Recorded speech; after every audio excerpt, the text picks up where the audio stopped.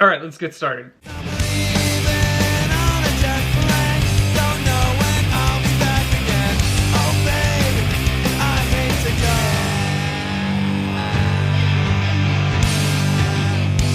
Hey everybody, welcome back. This is Mr. Hargatai, and today is going to be our third day working with Gabriel Garcia Marquez's short story, A Very Old Man with Enormous Wings. So today we're going to be focusing on the bigger picture, the bigger idea. For me, this is the most fun part of any literary analysis because it's when you step back and look at the big picture. Literary devices, all that stuff are important, but those are kind of like the paints that the artist is painting with.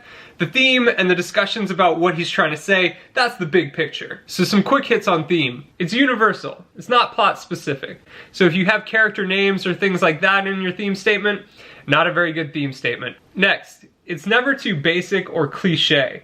So it shouldn't be something like love is all around us, friendship lasts forever, stuff like that. And last but not least, a text doesn't have to have just one theme. In fact, it's likely to have many. So there are actually a lot of themes in this text. Some are more obvious than others. Sticking with the trend I started yesterday, I'm going to pick one of the less obvious ones to analyze real quick, just so I don't steal one of the easy ones from you.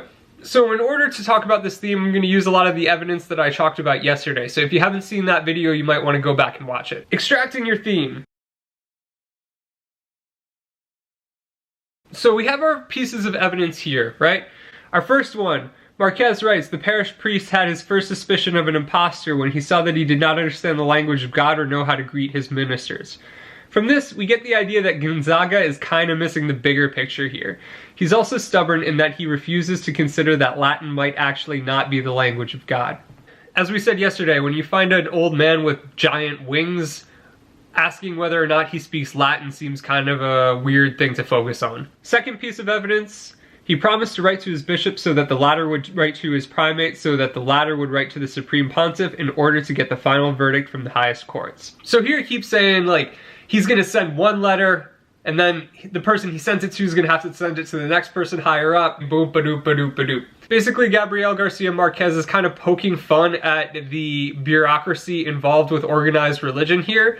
It's like a little ridiculous that an angel literally falls from the sky and they're like, okay, well, we gotta still go through the proper channels and write some letters and take it easy. We'll sort this out. All right, last piece of evidence, kind of a longer one. But the mail from Rome showed no sense of urgency. They spent their time finding out if the prisoner had a navel, if his dialect had any connection with Aramaic, how many times he could fit on the head of a pin, or whether he wasn't just a Norwegian with wings. Those meager letters might have come and gone until the end of time if a providential event had not put an end to the priest's tribulations. So basically here we get the idea that the church is really focusing on these kind of seemingly inconsequential details. So we could say something like, the church is preoccupied with little details rooted in their own preconceived beliefs about what an angel should be. So taking all those ideas together, let's try to combine it into a theme statement. When seeing something unfamiliar, the stubborn and unenlightened will completely miss the bigger picture by incessantly worrying over minute and inconsequential details. My theme statement. So you see here we have a reflection of all these ideas, but we didn't name any specific characters, didn't throw shade at Father Gonzaga or the church that he's corresponding with, but we took the idea that Marquez has here and basically made it broader and more universal. So now it's your turn. You're going to craft your theme statement looking at other sections of the text.